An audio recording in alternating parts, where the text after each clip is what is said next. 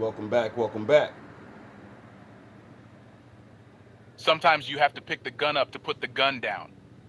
These are the words of Malcolm X, one of the powerful personalities during the civil rights movement. His words and speeches were full of valor, uniting the black community.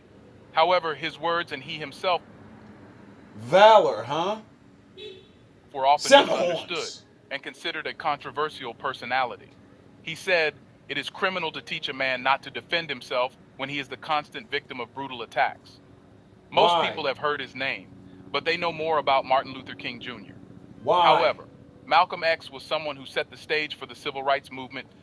Have you ever asked yourself, why do we always hear of one when there is two? Yin and yang. To succeed. If you try to find out about Malcolm X, his life, his work, and how the racists feared him, you can understand why he has been discreetly removed from history books. So, what he did that literally shook people of his time, and why there can never be another Malcolm X. In this episode, we will tell you the real and hidden side of Malcolm X, a powerful personality who led the black community. Let's get started.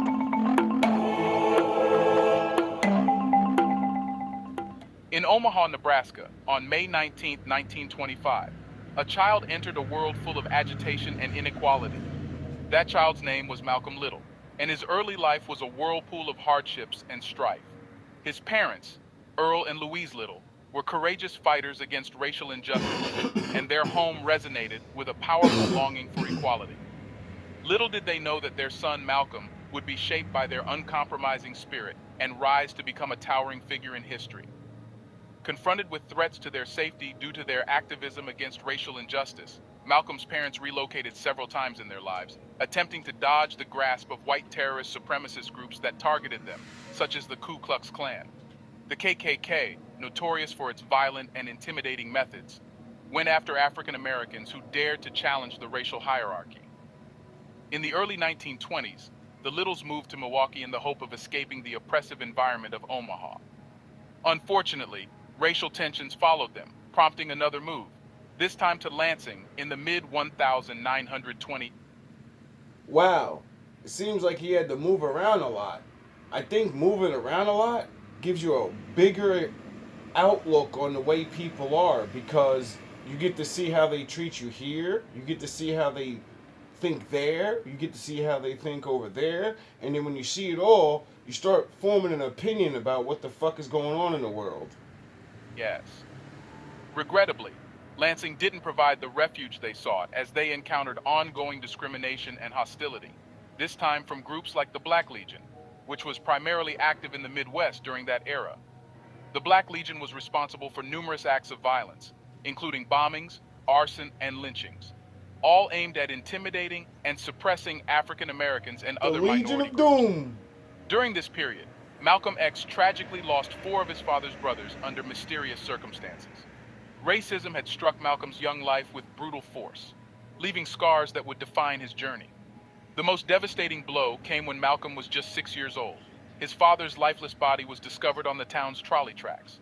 Despite the official ruling of accidental death, That's really crazy because that's almost like the Batman story. Batman lost his parents too, and because they got done dirty, he said, now I'm done with this. I'm not playing around no more. This is not a game." Louise, his mother, believed that Earl had been murdered by the Black Legion. Louise was denied a life insurance benefit, as the insurer claimed that Earl Little had taken his own life. Being just a little boy, Malcolm X was absorbing all this. He was seeing with detail how his family and the entire black community were suffering. That was the time when the hardships made him mentally mature. At an age at which most children start playing, Malcolm X was supporting his mother emotionally over the death of his father. A few years later, Louise suffered a mental breakdown and was institutionalized. Her children, including Malcolm, were separated and placed in foster homes. Malcolm attended West Junior High School in Lansing and later Mason High School in Mason, Michigan. However, he left There's high that school in word again. 1941 before graduating. Malcolm had excelled in junior high, but he dropped out of high school after a white teacher told him that his dream of becoming a lawyer wasn't realistic for a black man. These words instilled in Malcolm the belief that the white world offered no opportunities for a black man seeking a career. regardless of his talents. As a teenager, he went to Harlem, New York, where he became tangled in criminal activities. In 1946, at the age of 21, he was arrested for burglary and sentenced to 10 years in prison. Little did he know that this period of incarceration would prove to be a turning point in his life. Behind prison bars, Malcolm submerged himself in reading and education. So, can we say the violence that he's seen in his past and all the reality of being cheated, he said, I might as well be a gangster because I'm going to get, there's nothing I got to eat. I got to eat.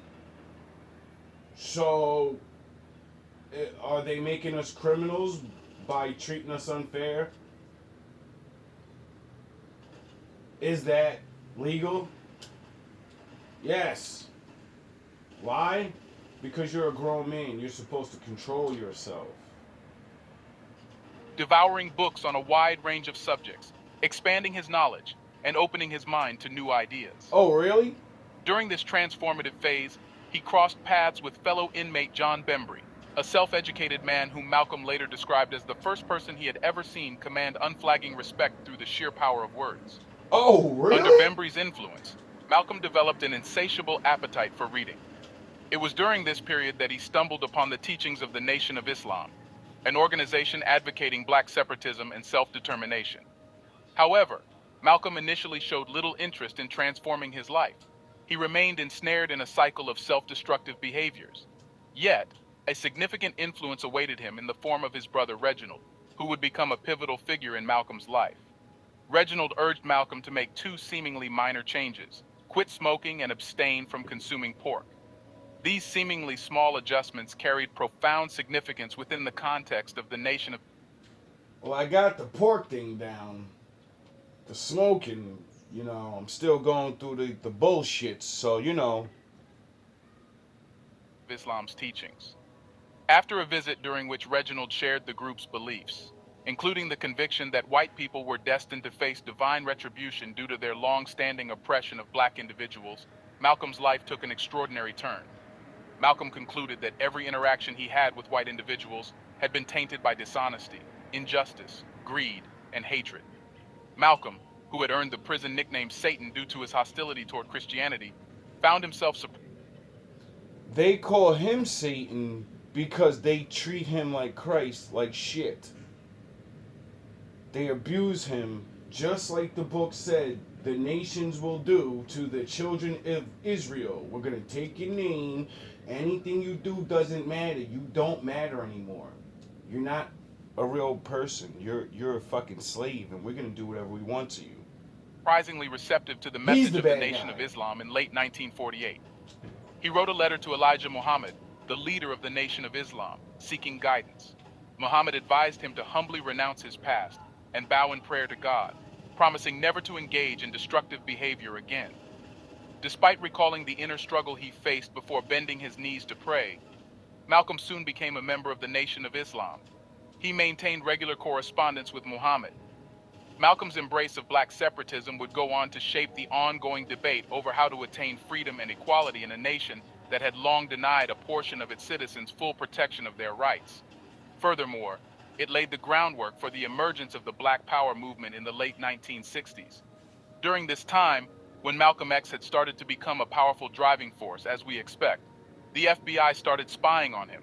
In 1950, the FBI opened a file on Malcolm after he wrote a letter from prison to President Truman, expressing opposition to the Korean War and declaring himself a communist.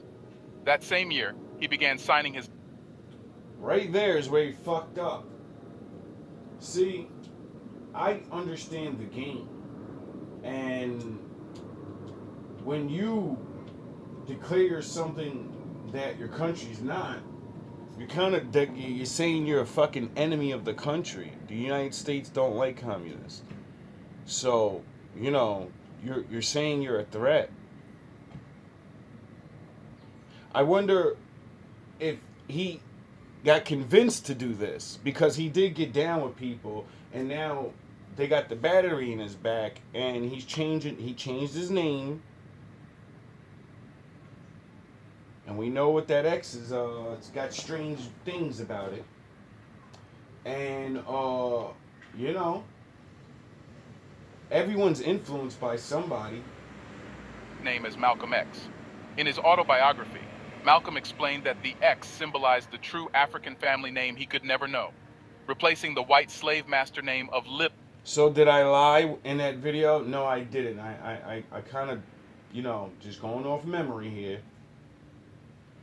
But I wonder if this poor black man that, dealt with all those conditions and then went to jail, I wonder if he knew anything about numerology and that, letters and stuff, they mean other things. I wonder if he knew about that. I wonder if someone convinced him, yeah, change the name to X because it represents the family didn't know. But, you know, things mean things. That had been imposed upon his paternal forebears. Upon his parole in August 1952, he visited Elijah Muhammad in Chicago. His presence was remarkable not only for his oratory skills, which made him a compelling speaker in any room he entered, but also for his physical stature. Standing at 6 feet 3 inches and weighing 180 pounds, he exuded a powerful aura that drew people to him. In 1953, the FBI began surveillance on Malcolm, shifting its focus from his potential communist associations to his rapid ascent within the Nation of Islam. Malcolm X became widely known to the American public in 1957 after Hinton Johnson, a Nation of Islam member, was brutally beaten by 2 New York City police officers. Malcolm and other Muslims intervened, demanding to see Johnson and arranging for medical assistance. This incident demonstrated Malcolm's growing public acceptance. In response to this incident, the New York City Police Department began watching Malcolm X within a month. They even checked with authorities in other cities where he had lived and in the prisons where he had served time. Tensions escalated in 1961 after intense clashes between Nation of Islam members and the police in South Central Los Angeles. While many Muslims were arrested, they were later acquitted, but the events left simmering tensions. On April 27, 1962, 2 Los Angeles Police Department officers initiated an unprovoked attack on several Muslims outside a Nation of Islam mosque. This act of injustice incited anger among the Muslims, leading to a confrontation with the police. Chaos ensued, resulting in one officer being disarmed and another shot in the elbow by a third officer. Over 70 backup officers arrived at the scene, raiding the mosque and brutally beating members of the Nation of Islam. Tragically, Ronald Stokes, a Korean War veteran, was shot from behind while surrendering, losing his life. Another man, William X. Rogers, was left paralyzed for life after being shot in the back. In the aftermath of this horrific incident, some Muslims were accused, but no charges were filed against the police officers. The judicial officer even deemed the killing of Ronald Stokes as justified. Deeply affected by this desecration of the mosque and the violence, Malcolm X felt a strong urge for action. He reached into his own troubled past to rally the more hardened members of the Nation of Islam, urging them to seek violent revenge against the police. He was a powerful... Can you say strike number 2? Can you say, now you're really fucking gonna piss people off because now you're talking about doing, crazy shit? And I understand why he's so mad. Like, his people got hurt and they weren't trying to hurt anybody. So, yeah, I get it. Like, you don't want to see people getting hurt. He watches his parents die. He joins his organization to help his people peacefully and just talk and try to like make people understand like we're actually like people. We're not monsters. Not all of us. And if you want to say we are, well, what about the people that did all those hangings and all those things to us? What about the people that brutalized his father and caused his mother to go to a fucking mental asylum? Are they bad? Do you see how violence begets violence? And that's what they want from us? They want us to snap. Why? Because they hide what they do. And when you go berserk, the world gets to see you go berserk. And then what? They get to knock your head off and say that nigga was crazy. Man who did not want to stay silent. How could he just watch while the police were attacking mosques and killing his brothers? Hence, he approached his leader, Elijah Muhammad, with a bold request. He sought Muhammad's approval for a course of action that would shake the foundations of their organization. Muhammad knew how capable Malcolm was, and he could literally put things upside down for the state. Therefore, to Malcolm's astonishment, Muhammad denied his. Go look at my video, The Joker Effect. Yeah, he was like Malcolm could have got shit popping, and his leader understood. Dog, we will get pummeled. They will pummel every last one of us. Are you crazy? They'll label us a terrorist organization, and then they will destroy all that we built. See, when you're actually the leader of more than yourself, and people actually depend on you putting food in their mouth, then you got to make some type of hard decisions sometimes, because enemies and bad people don't play fair. So you have to go about things a certain way, which fucking suck. Request, leaving him in disbelief. But that was just the beginning of their tumultuous journey. Malcolm, driven by his tireless commitment to the cause, expressed a desire for the Nation of Islam to join forces with civil rights organizations, local black politicians, and religious groups. However, Elijah Muhammad stood as an immovable obstacle once again. This marked a turning point in their relationship, one that would see it deteriorate further. Rumors began swirling that Elijah Muhammad was engaging in extramarital affairs with young nation secretaries, rumors that Malcolm initially dismissed.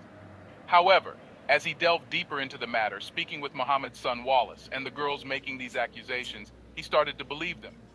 Here's a reminder to please like and share the video, and subscribe to our channel to watch more videos on black culture, history, civilization, and identity. Let's continue now. Malcolm X had considered Elijah his mentor and teacher, and now he was knowing these things about him. Shockingly, between 1964 and 1965, Malcolm X appeared on national TV interviews, revealing his investigation's findings. Even more astonishingly, these allegations were corroborated by Elijah Muhammad himself. As if things couldn't get more complicated, Malcolm X faced a harrowing assassination attempt. An explosive device was discovered in his car, and death threats followed as a response to his expose of Elijah Muhammad's actions. Their strained relationship, already hanging by a thread, seemed irreparable. Then, in December 1963, Malcolm X made a controversial statement about the assassination of John F. Kennedy. He stated that it was a case of chickens coming home to roost, and expressed a lack of sadness, but rather a sense of satisfaction about it. These remarks ignited public outrage. The Nation of Islam, which had sent condolences to the Kennedy family and prohibited its ministers from commenting publicly on the assassination, publicly criticized Malcolm X. As a result, he was silenced and forbidden from speaking publicly for 90 days. However, Malcolm X was speaking his mind. He and everyone knew what had to be done, but it was not, and it had led to Kennedy's assassination. At that very public speaking, Malcolm said his famous words, "They are going to kill me soon." Nobody knew his words were true and would be manifested. Despite being criticized, Malcolm X became a media sensation, attracting attention from publishers interested in his autobiography and a book by Louis Lomax about the Nation of Islam. His image was prominently featured, while Elijah Muhammad's presence faded into the background, causing Muhammad to become envious and frustrated. On March 8, 1964, Malcolm X made a momentous announcement. He declared his split from the Nation of Islam. While he still considered himself a Muslim, he felt that the nation had reached its limits due to its rigid teachings. He had grand plans to establish a black nationalist organization aimed at raising the political awareness of African Americans and collaborating with other civil rights leaders, a desire that had long been stifled under Elijah Muhammad's leadership. With his departure from the Nation of Islam, Malcolm X founded two new groups, Muslim Mosque Incorporated, focusing on religion, and the Organization of Afro-American Unity, advocating for Pan-Africanism. Shortly after, he had a brief but historic meeting with Martin Luther King Jr. during a Senate debate on the Civil Rights Bill in Washington, D.C. In April 1964, Malcolm X delivered a powerful speech titled "The Ballot or the Bullet," urging African Americans to use their voting rights wisely, while warning that continued government denial of equality might necessitate more drastic actions. That same month, with the financial support of his half-sister Ella Little Collins, Malcolm ventured on a journey to Jeddah, Saudi Arabia for the Hajj pilgrimage. During his Hajj experience, Do you want to receive beautiful crystals every month without breaking the bank? I know what you're thinking. It must be too good to be true. What? And so was his grandfather. Welcome to the Old Fashioned Masonic Podcast, where we talk all things Freemasons while drinking an old fashioned. If you're not already a subscriber, please hit that subscribe button now. Platforms other than YouTube tend to block some of our content. Subscribe now to get up-to-date videos and shorts as they release. Now, enjoy this episode. Bonded by Brotherhood, Martin Luther King Jr. and Freemasonry. On Sunday, April 1, 2000, about 1,200 people came together to attend the Millennium Sunday Convocation at Morehouse College. The event celebrated the Atlanta Civil Rights Movement and Dr. Martin Luther King Jr. and his legacy. After the event, a rumor circulated that Most Worshipful Prince Hall Grand Lodge of Georgia Grand Master Benjamin Barksdale, who had given remarks during the event, had made Dr. King a Mason at sight at the ceremony. A Mason at sight is a non-Freemason raised to the degree of Master Mason through the authority of a Grand Master. The news of King's alleged appointment to Master Mason after death caused controversy in the Masonic world. Primarily because a dead person is not able to exercise one of the primary tenets of Freemasonry, which is joining of one's own free will. To become a Freemason, aspirants typically must go through a process by which they attain the first 3 degrees of Freemasonry. First, candidates are initiated and are known as entered apprentices. After apprenticeship, they ascend to the next degree, which is called Fellowcraft. Finally, aspirants become Master Masons when they complete the 3rd degree of Freemasonry and are elected to membership in a lodge. In an article in the Phylaxis, a magazine from the Phylaxis Society, an organization comprised of Prince Hall Freemasons, Barksdale sets the record straight. Dr. King is not a Mason, Barksdale told the article's author, Brother Burrell Palmer of the Prince Hall Grand Lodge of Texas. You cannot make a dead person a Freemason. The rumor started due to a misunderstanding from some in the audience at the Millennium Sunday event, said past Master Douglas Evans. Barksdale, in the company of Mrs. King and King III along with other Grand Lodge officers while on stage inside the King Chapel, and I, as many others, thought that they were making Dr. King a Mason at sight, he said. I believe that during the ceremony as Mrs. King was on the stage was when past Grand Master Barksdale and the Masons announced that it was honoring Dr. King's death posthumously. The word posthumously made many feel as if Dr. King was being given the honor of being a Mason. Though King was never made a Freemason, Ed Bowen, a 33rd degree Freemason and former legal advisor to the Prince Hall Masonic Temple on Auburn Avenue, believes it would have been only a matter of time before Dr. King became one, if he had lived. Bowen said joining a Masonic lodge was a rite of passage for black professionals. Freemasonry was also in Martin Luther King Jr.'s family. King's father, Martin Luther King Sr., was a Freemason. Oh, really? And so was his grandfather, Reverend A.D. Williams. Many of King's closest associates, Andy Young, Julian Bond, Hosea Williams, and John Lewis, were all Freemasons. Oh, really? According to Bowen, another thing that might have enticed King to join the Prince Hall Grand Lodge of Georgia and become a Freemason was the organization's commitment to civil rights from its inception. You know, God separated you for this time. He saw you, and he said, I need to separate this one. Listen, I'm not scared of these guys. These guys think they intimidate me, and they think